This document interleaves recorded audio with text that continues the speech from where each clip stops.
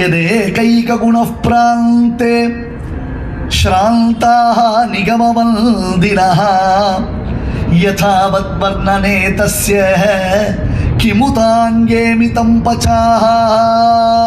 இப்போ நாம் அனுபவிக்கக்கூடிய காவியம் நிறைய பேருக்கு அது பேரே வாயில் வர்றது கஷ்டம். நியூமராலஜிக்கலில் வரச்சே இல்லைன்னு, அதாவது அல்பபெட்டிக்கல் ஆர்டரில் வரச்சே அது எங்கேயோ கீழே போய் உட்காந்துருக்கு. என்னது யாதவ அபியுதயம் அப்படின்னு இந்த கிரந்தத்திற்கு பேர். யாதவ அபியுதயம் என்னது அப்படி கேட்பா. ஏன் பழக்கம் இல்லை.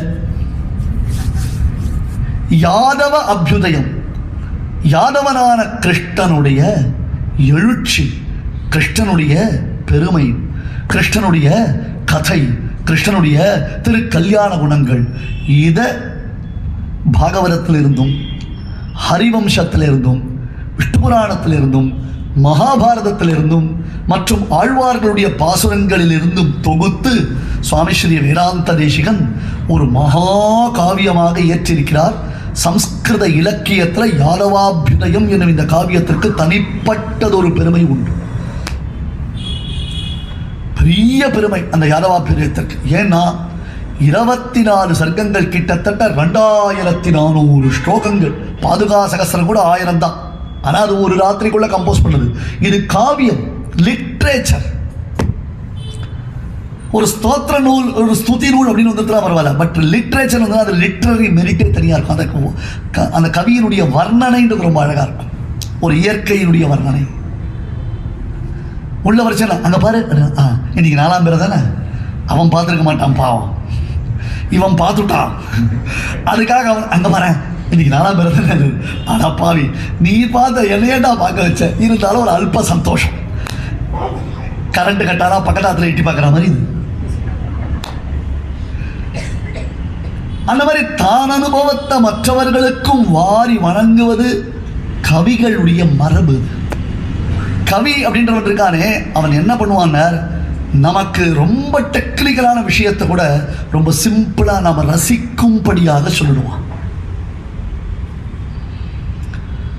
அந்த தாமரை இருக்கு, அந்த தாமரை அப்படியே நன்னா மலர்ந்திருக்கு, அப்படியே அதில் ஃபுல்லாக தழும்ப தழும்ப தேன் இருக்கு. அந்த தேனை ஒரு வண்டு அமர்ந்து சுவைத்து கொண்டிருக்கிறது. அப்படின்னு நமக்கு அந்த தாமரையை பார்க்கணும் போல ஆசையாக இருக்கும். அந்த தாமரையை முகரணும் போல ஆசையாக இருக்கும். எங்கே இருக்கு அந்த தாமரை? அங்கே பாரு, ஆகாசத்தில் இருக்கு.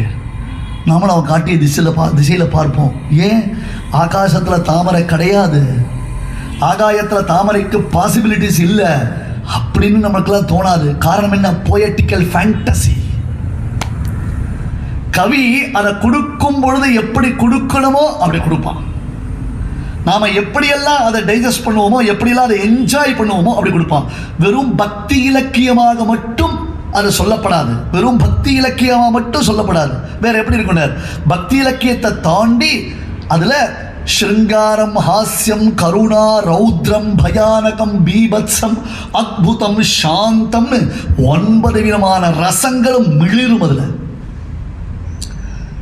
ராமாயணமும் அப்படிதான் ஒரு காவியம் தான். ஸ்ருங்காரம் க்ஷிதிநந்தினி விஹரணே வீரம் தனுர்பஞ்சனே காருண்யம் பலிபோஜனே அத்புத ரசம் சிந்தோகிரி ஸ்தாபனே. ராமாயணத்தில் நவரசம் பார்க்கலாமா? பார்க்கலாம். பாகவதத்தில் நவரசம் பார்க்கலாமா? பார்க்கலாம். அந்த ரசங்களோடு அது சொல்லப்படும் பொழுது ரசிகர்கள், சகிருதயர்களான ரசிகர்கள் அதை அப்படியே என்ஜாய் பண்ணுவோம். அலௌகிகமான ஒரு ஆனந்தம் இருக்கும். இந்த மாதிரி ஒரு மெட்டீரியலிஸ்டிக் ஆனந்தம் இல்லை. அது பியாண்ட் அவர் எக்ஸ்பிளனேஷன். அதை ஜென்ரலாக நம்ம அனுபவிச்சிட முடியாது. அதை அனுபவிக்க அனுபவிக்க அந்த ரசம் அப்பதான் புரியும். ஈஸ்தட்டிக்ஸ் அப்படின்னு நல்ல ரசிக்கனா இருக்கும். நல்ல ரசப்பிரவாகமான ஒரு காவியத்தை ரசிக்கணும். அதில் சொல்லப்பட்டிருக்கக்கூடிய வார்த்தைகளை நாம என்ஜாய் பண்ணணும். யானேவ சப்தான் வயம் ஆலபாமஹா, யானேவ அர்த்தான் வயம் முல்லிகாமஹா. இன்னைக்கு நமக்கு தெரியாத லாங்குவேஜ் இல்லை சுவாமி, நமக்கு தெரியாத வேர்டுன்னு இல்லை. ஒரு பஜனை ஒருத்தர் பாடுறார், சிம்பிளா நாமாக்களை சொல்றார். அது சொல்லும் பொழுது நாம இந்த மாதிரி நாம கூட எழுதலாம் போல இருக்கு, இந்த மாதிரி நாம கூட எழுதலாம் போல இருக்கு நமக்கு தோணும். சின்ன சின்னவனாமா ராமா ராமான்றார், கிருஷ்ணா கிருஷ்ணான்றார், கோவிந்தா கோவிந்தான்றார். அதை வெவ்வேறு மெட்டில் வெவ்வேறு டியூனில் போடுறார். இப்போ நாம் என்ன நினைப்போம், ஹே இந்த மாதிரி நாம் கூட எழுதலாம் போல இருக்கு அப்படின்னு நினச்சிப்போம். உக்காந்தனா ஒரு வார்த்தை நமக்கு மண்டையில் வராது, வரவே வராது, எழுத முடியாது. ஏன்னா அது கவிகளால் தான் முடியும். அதுக்கு ஒரு சரஸ்வதி கடாட்சம் இருக்கணும், அதுக்கு ஒரு அனுகிரகம் இருக்கணும். யானேவ சப்தான்வயம் ஆலபாமஹ யானேவ அர்த்தான்வயம் உல்லிகாமஹ. எந்த வேர்ட்ஸ் எந்த லெட்டர்ஸை நாம் சேர்த்து எந்த விதமான வார்த்தைகளை யூஸ் பண்ணுறோமோ அந்த வார்த்தைகளுக்கு என்ன அர்த்தங்களை நாம் சொல்லுகிறோமோ, பட் அதையே தான் கவிகள் யூஸ் பண்ணுறா. புதுசாக ஒன்று யூஸ் பண்ணல, அவன் புதுசாக இன்வென்ட் பண்ணுறாளா, புதுசாக ஒரு வார்த்தையை கொண்டு வராளா? இல்லையே. உலகத்தில் லெக்சிக்கனில் டிக்ஷனரியில் என்னென்ன வார்த்தைகள் இருக்கோ, அகராதிகளில் என்ன இருக்கோ அதை தான் அவன் யூஸ் பண்ணுறான். ஆனால் அதை கொண்டு வந்து சேர்க்கக்கூடிய பாங்கு இருக்கு பாருங்க, அரேஞ்ச்மெண்ட் அப்படின்றது இருக்கு இல்லையா. இங்கே உபன்யாசம் நடக்கிறதுன்னு சொல்கிறோம். ஒரு 50 சேரை கொண்டு வந்து அடுக்கி வச்சிருக்கார் ஒருத்தர். ஒரு 4 பேர் இப்படி ஒரு சேர் போடுறா, அப்படி ஒரு சேர் போடுறா, அங்கே ஒரு சேர் போடுறா, இங்கே ஒரு சேர் போடுறா. 4 பேரும் சேரில் தான் உட்காந்துருக்கா. மீதி சேர் இங்கே இருக்குது. பட் இன்னொருத்தர் வரார், அழகாக அந்த சேரை எடுத்து அடுக்கி வைக்கிறார். அப்போ அதை பார்க்கறதுக்கும் இதுக்கு முன்னாடி நாம் பார்த்ததுக்கும் வித்தியாசம் இருக்கு இல்லையா, அதுக்கு இருக்க வித்தியாசம் இருக்கு இல்லையா. எந்த ஒரு காரியத்தை செய்தாலும் அதில் ஒரு நாளின்யம் இருக்கணும், ஒரு நீட்னஸ் இருக்கணும், ஒரு நளினம் இருக்கணும். அதை கவிகள் இடத்துல நாம் கற்றுக்கணும். தைரேவ விநியாச விசேஷ யுக்தை. எந்த பதம் எந்த சப்தம் நாம் உலகத்தில் உபயோகித்துக் கொண்டிருக்கிறோமோ அந்த பதங்கள் அந்த சப்தங்களை கொண்டே நம் கவி சார்வபௌமர்கள் இந்த உலகத்தை மயக்குகிறார்கள். அப்படியே மகுடி இசைக்கு நாகம் மயங்கிறதோ இல்லையோ, அந்த மாதிரி நல்ல காவிய விருந்து ஒருத்தன் சொல்லும் பொழுது, காவியத்துடைய ரசங்களை வர்ணிக்கும் பொழுது, அதை விவரிக்கும் பொழுது கேட்கக்கூடிய சபையோர்கள் மயங்கி போய் ரசிக்கிறான். பிரேம ரசத்தில் அவளை அப்படியே ஆழ்ந்து போறான். அந்த மாதிரி ஒரு காவியத்தை சுவாமி பண்ணியிருக்க. கிருஷ்ணனுடைய சரித்திரம் மட்டுமே அதில் சொல்லப்பட்டிருக்கு. பாகவதம் மகாபாரதம் விஷ்ணு புராணத்தில் கிருஷ்ண சரித்திரம் தவிர்த்து மற்ற விஷயங்கள் சொல்லப்பட்டிருக்கு. ஆனால் இதில் எக்ஸ்க்ளூசிவா கிருஷ்ண சரித்திரம் தான். பிறந்தவாறும் வளர்ந்தவாறும் பெரிய பாரதம் கை செய்து அவன் பிறந்தது முதற்கொண்டு தன்னடி சோதிக்கு எழுந்துடுவதுன்னு பேரு. அதுக்கு ஒரு கால ஆராய்ச்சிலாம் பண்ணியிருக்கா. இந்த கால ஆராய்ச்சின்றது அடியனை பொறுத்தவரை ஏற்கக்கூடியது இல்லை. நம்மளை பொறுத்தவரையிலும் காலம்ன்றது யாரோ ஒருத்தர் நம்மளை ரெஸ்ட்ரிக்ட் பண்ணக்கூடாது. நம்மளை பொறுத்தவரையிலும் காலம் எல்லாம் பகவத் சம்பந்தமுடைய காலம், அதுக்கு தான் இம்பார்ட்டன்ஸ்.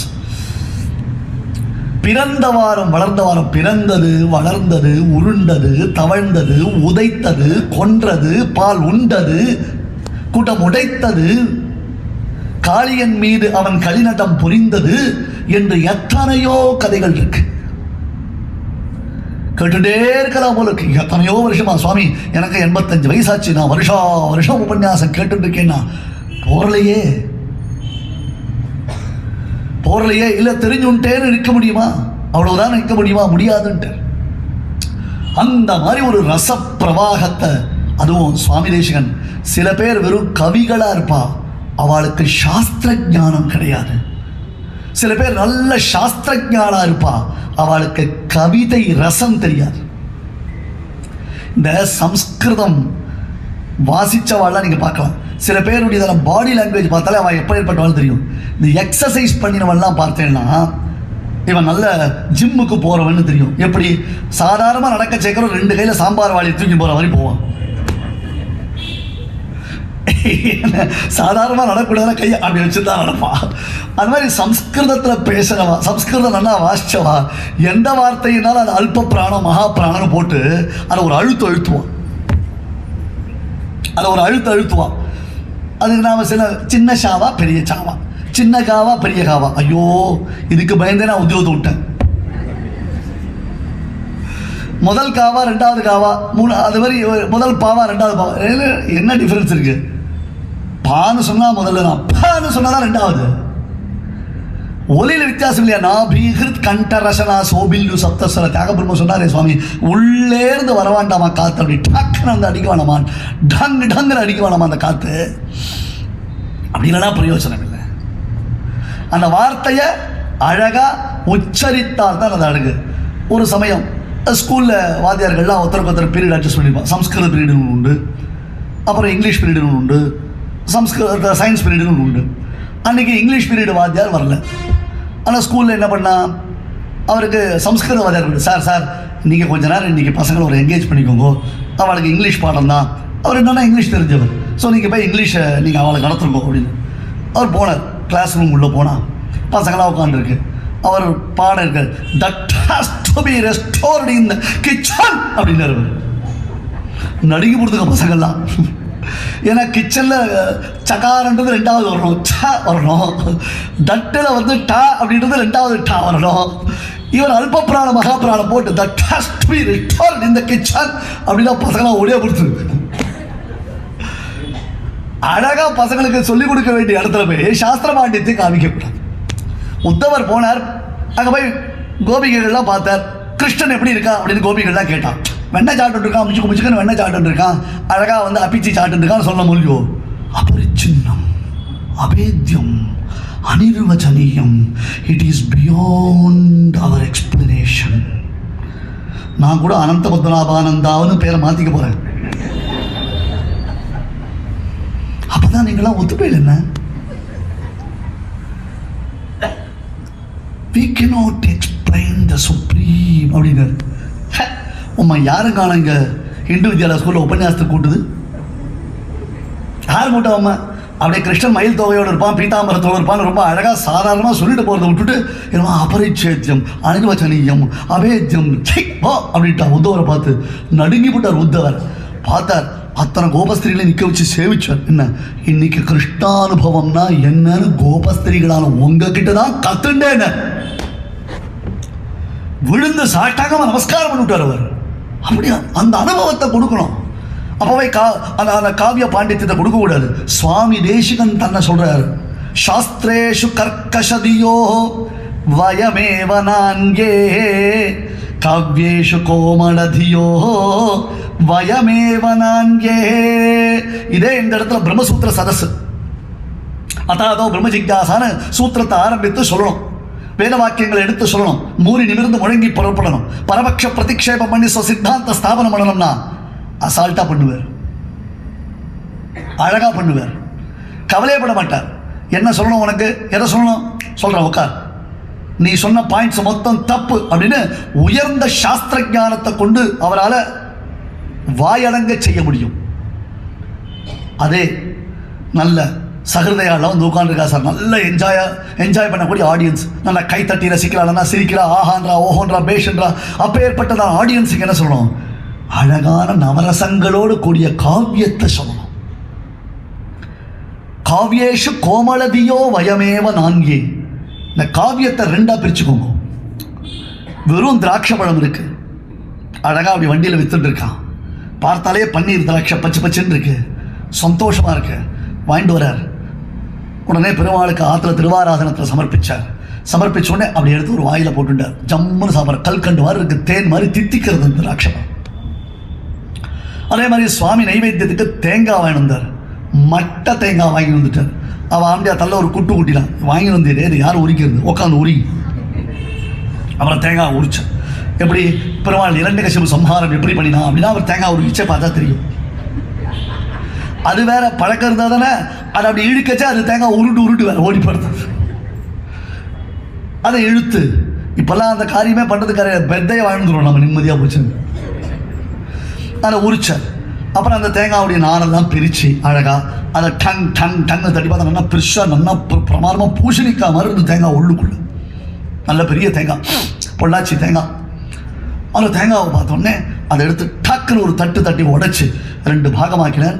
பகவானுக்கு நிவேதனம் பண்ணினார். அப்புறம் அந்த தேங்காய் சாப்பிடணும்னு ஆசையாக இருக்குன்னார். இவ்வளவு பண்ணினால்தான் அந்த தேங்காவை சாப்பிட முடியும். முதல்ல மட்டையை உரிக்கணும், அதை தவிர மேலே ஏறி பறிச்சுன்னு வந்து மட்டையை உரிக்கணும், அது நாரெல்லாம் தள்ளணும், அப்புறம் அதை உடைச்சி அப்புறம் அதை கொஞ்சம் திருவியாவது சாப்பிடலாம், இல்லை பெத்தை போட்டாவது சாப்பிடலாம். திராட்சையை சாப்பிடுச்சே என்ன பண்ண, அப்படி எடுத்து வாயில் போட்டு ஜம்முன்னு சாப்பிட்டியே, நல்லா ஜம்முன்னு இருந்தது. அந்த மாதிரி கவிதைன்றது திராட்சை பழம் சாப்பிட்ற மாதிரி உடனே நமக்கு ப்ளஷர் கொடுக்கணும், என்ஜாய் கொடுக்கணுமே தவிர்த்து தேங்காயை சுவைக்கிற மாதிரி நம்ம யோசித்து அர்த்தம் புரிஞ்சுக்கிறதா இருக்கக்கூடாது. அதுதான் கவிதையினுடைய பாணி, கவிதையினுடைய அழகு. அந்த கவிதை எழுதக்கூடியவர் யாரு? கவி தார்க்கிக சிம்மமான சுவாமி ஸ்ரீ தேசிகம். அது எப்பேற்பட்ட கவிதை தெரியுமா? எங்க அது ஸ்ட்ரென்த்தா இருக்கும், எங்க தட்டணும், எங்க சாஃப்டா இருக்கணும் அப்படின்னு அதுக்கு தெரியும். ரெண்டுத்தையுமே எல்லாரும் கொஞ்சம் என்ன பாருங்க, எங்க சாஃப்டா இருக்கோ எங்க தட்டணும் அப்படின்றது தெரியும். தெரியுமா உங்களுக்கு? நான் என்ன பாருங்கன்னு சொன்னேன். என்ன பண்ணார்? நந்தகோபர் வீட்டை விட்டு வெளியில வர, அப்படி வரக்கூடிய சமயத்துல குழந்தை கிருஷ்ணன் வெளியில விளையாடிட்டு இருக்கான். அப்பா எங்க போற அப்படின்னு குழந்தை புழுதியில விளையாடிட்டு இருக்கு. அப்படியே நந்தகோபர் இடுப்புல ஏறி உட்கார்ந்தது, பட்டு சுக்காலாம் போட்டு இருக்கார். நானும் வருவேன்றது, இல்லடா கண்ணா அர்ஜென்ட்டா போறேன்றார். காலால் உதைக்கிறது. அந்த குழந்தை கால் பட்டுதுன்னா எப்படி இருக்கும்? அந்த குழந்தை காலால் உதைச்சதுன்னா எவ்வளோ ஆனந்தமாக இருக்கும், எவ்வளோ சந்தோஷமாக இருக்கும். அப்படியே நந்தகோபர் என்ஜாய் பண்ணுறதுக்கு எவ்வளோ தவம் இருந்தேன் நான். எவ்வளவு ஆண்டுகள் காலங்காலமாக காத்திருந்தேன். இந்த பாக்கியம் எனக்கு கிடைக்குமான்னு ஏங்கி இருந்தேன் இல்லையான்னு. அந்த காலால் கிருஷ்ணன் உதைக்க என்ஜாய் பண்ணுறார் நந்தகோபர். அப்புறம் குழந்தைய ஏதோ கன்வின்ஸ் பண்ணார், கீழே இறக்கி விட்டார். அவர் போனார். 5 நிமிஷத்துக்கெல்லாம் சகடாசுரன் ஒரு அசுரன் வந்தான். அதே பாதத்தால் உதைச்சார். என்ன ஆச்சு? 1000 வஜ்ராயுதம் மாதிரி ஊட்ட அந்த வண்டியை பொடி ஆகிதா இல்லையா? ஒரே திருவடி தானே. அப்படி நந்தகோபர் மார்பில் உரைக்கும் பொழுது நந்தகோபருக்கு ஏற்பட்ட ஆனந்தம். இப்ப நந்தகோபர் மார்பில் கும்முன்னு உரைச்சுன்னா எப்படி இருக்கும்? அவர் அப்பயே மேசிவ் ஹார்ட் அட்டாக் வந்து போயிருப்பார். பஞ்ச விட சாஃப்டா உதைச்சு அவருக்கு அந்த திருவடி ஆனந்தத்தை கொடுத்தது. அதே திருவடி சகடாசுரனை உரைத்த பொழுது 1000 வஜ்ராயுதத்தை காட்டிலும் அதிகமானதொரு பலம் உடையதாக அழித்தது அல்லவா? அதே போன்றுதான் சுவாமி ஸ்ரீ வேதாந்த தேசிகனுடைய கவிதை. நாங்க தேசிகன்னா ஒரு முரட்டு மாமா, புளியோரைக்கும் பொங்கலுக்கு சண்டை வர மாமா அப்படின்னு சொல்லிட்டோம். நம்ம காவியத்தை, சுவாமி தேசிகனுடைய காவியத்தை ரசிக்கணும். முதல்ல ஆரம்பிக்கிறார் காளிதாச மகாகவி. வாகர்த்தாவிவ சம்பிருக்தௌ வாகர்த்த பிரதிபத்தயே ஜகதః பிதரௌ வந்தே பார்வதி பரமேஸ்வரௌ. இது போன்ற பாடல்கள்லாம் திரைப்படத்தில் வந்தால் தான் நமக்கு தெரியும். இது ரகுவம்ச மகாகாவியத்தின் முதல் ஸ்லோகம். இது வாகர்த்தாவிவ சம்பிருக்தௌ வாகர்த்த பிரதிபத்தயே. சொல்லும் பொருளும் போல சேர்ந்திருப்பவர்கள் யாரு? பார்வதி பரமேஸ்வரர்கள். சொல்லும் பொருளும் போல சேர்ந்திருப்பவர்கள். ஏன்னா சொல் அப்படின்னு வந்தா அதற்கு பொருள் இல்லைன்னா பிரயோஜனம் இல்லை. சொல்லை தேடி அந்த சொல்லின் பொருள் வந்தால்தான் சொல் ரசிக்கும். அர்த்தம் புரியலன்னா சுவாரஸ்யம் இல்லை. வாகர்த்தாவிவ சம்பிருக்தௌ வாகர்த்த பிரதிபத்தயே. சொல்லும் பொருளும் போல சேர்ந்திருப்பவர்களை சொல்லும் பொருளும் அறிவதன் பொருட்டு. இப்ப நான் ஒரு காவியம் எழுத போகிறேன் என்று காளிதாசன் பிரதிஜை பண்ணான். ரகுவம்சம், ரகுநாம் அன்வயம் பக்ஷியே என்று ரகுவம்ச மாமன்னர்களின் மிக பெரும் சரித்திரத்தை சொல்லப் போகிறேன். சோகமா ஜன்ம சித்தானாம் ஆபலோதய கர்மனாம். அவர்கள் ஆச்சார சுத்தர்கள். அத்தகைய மகாத்மாக்களுடைய சரித்திரத்தை சொல்ல போகிறேன். நாம் வார்த்த வர்ணமே வார்த்தையை தேடினீங்கன்னா நான் அது என்ன சொல்ற வந்தேன்னா, நான் நீ வாரம் சுவாமி நாங்களாம் கிளம்பி போறோம். நம்ம மேடம்லாம் ரொம்ப பரம சாத்வி. நான் வந்த உடனே கேட்டேன், எவ்வளோ நேரம் உபன்யாசம் பண்ணோன்னு கேட்டேன். அதுக்கு ஒரு டைம் சொன்னேன், இந்த டயத்துக்குள்ளே உபன்யாசம் பண்ணுங்க. ஓகே. இதுக்கு முன்னாடி போன வாரம் ஒரு உபன்யாசம், அங்கே போன உடனே ஒருத்தர் கேட்டேன், அதை ஆர்கனைஸ் பண்ணுறதுல அவர்கிட்ட, எவ்வளோ நேரம் உபன்யாசம் பண்ணணும்? நீ எவ்வளோ நேரம் வேணாலும் பண்ணு, நாங்கள் 10 நிமிஷத்துக்கு மேலே இங்கே இருக்க மாட்டோம்ட்டாவா. பாரு, எந்த பால் போட்டாலும் கோல் போடுறா சில பேர். நாங்கள் எவ்வளோ கேர்ஃபுல்லாக அதெல்லாம் ஹேண்டில் பண்ணுறோம் யோசிச்சு பாருங்க. நீங்கள் உபன்யாசம் கேட்கறது மட்டும் தான் கஷ்டம் நினச்சிருக்கீங்க. உபன்யாசம் சொல்கிறது எவ்வளோ கஷ்டம் எங்களை பார்த்தா தெரியும் உங்களுக்கு. வாகர்த்தாவிவ சம்பிருக்தௌ வாகர்த்த பிரதிபத்தையே ஜெகதః பிதரௌ வந்தே பார்வதி பரமேஸ்வரௌ. உலகத்தின் தாய் தந்தையராக இருக்கக்கூடிய பார்வதி பரமேஸ்வரர்களை நான் வணங்குகிறேன். இதற்காக சொல்லும் பொருளும் அறிவதன் பொருட்டு சொல்லும் பொருளும் போல சேர்ந்திருப்பவர்களை என்று சொல்லுகிறார். ஆனால் சுவாமி தேசிகன் ஆரம்பித்தார். சுவாமி ஜெகதଃ பிதரௌ வந்தே நாங்கள் பின்னாடி போட்டான். இதெல்லாம் சாமானிய விஷயம் இல்லப்பா. அங்க நீ ரகுவம்ச மன்னர்கள் சரித்திரம் எல்லாரையும் சொல்லிருக்க, நடுவுல ராமனை பத்தி சொல்லிருக்க. இது முழுக்க முழுக்க முழுக்க எங்க வரதனை பத்தி சொல்லும் பொழுதே அந்த வரதனுக்கு அந்தரங்கமான கைங்கரியம் பண்ணக்கூடிய தாத்தாச்சாரி சுவாமி எழுந்திருக்கார். தேவப்பெருமாள் திருவுருளை பெற்ற மகனியர். அந்த தேவப்பெருமாளுக்கு எப்பொழுதும் கைங்கரியம் பண்ணக்கூடிய மகாத்மா. அப்ப ஏற்பட்டதான அந்த சுவாமி கரெக்டா வந்திருக்கார். வரும் இதெல்லாம் வரதனுடைய வைபவத்தை சொல்லக்கூடியது. கண்ணன் கரிகிரி மேல் நின்று அனைத்தும் காக்கின்றானே என்று காஞ்சி வரதராஜ பெருமாளை கண்ணனாகத்தான் பார்க்கிறார்கள். அந்த கண்ணன் விஷயமான ஸ்தோத்திரம் தான் இந்த யாதவாபிரயம் என்னும் மகாகாவியம். அதனால அவன் ஜெகதః பிதரௌ வந்தே அப்படின்னு சொன்னான். உடனே தேசிகன் பார்த்தார், அப்படி ஆரம்பிக்க கூடாது. என் ஸ்டைலே தனி, என் வழி தனி வழி. வந்தே பிருந்தாவனச்சரோ வல்லவி ஜனவல்லபோ ஜயந்தி சம்பவம் தாம வை ஜயந்தி விபூஷணோ